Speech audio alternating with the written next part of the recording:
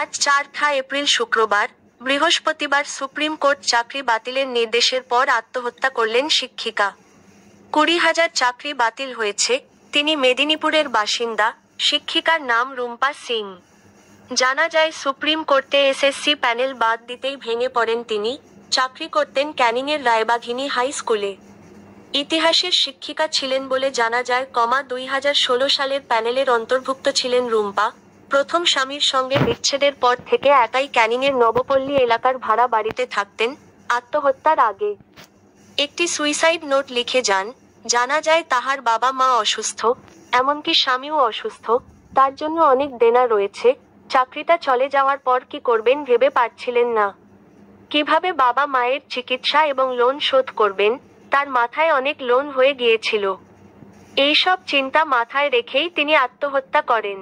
এমনকি তাহার প্রথম স্বামী যে তাহার উপর অত্যাচার করত তাহাও তিনি উল্লেখ করে গিয়েছেন।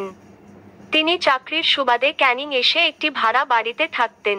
এরপর সকালে বাড়ির দরজা বন্ধ থাকায় সন্দেহ হয় মালিকের।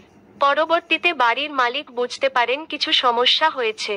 এরপর ঘর থেকে অচৈতন্য অবস্থায় উদ্ধার হন রুম্পা। তড়িঘড়ি তাকে উদ্ধার করে নিয়ে যাওয়া হয় ক্যানিং হাসপাতালে। বর্তমানে সেখানে চিকিৎসাধীন তিনি। মিলেছে একটি সুইসাইড নোট। তাতে তাহার সম্পূর্ণ সমস্যার কথা তুলে ধরেন। এই নিয়ে এলাকায় চাঞ্চল্য ছড়িয়েছে। এত শিক্ষক শিক্ষিকার চাকরি চলে যাওয়ায় তাহার পরিবারেরা দুশ্চিন্তায় রয়েছেন। এমনকি শিক্ষক শিক্ষিকারাও হতাশ।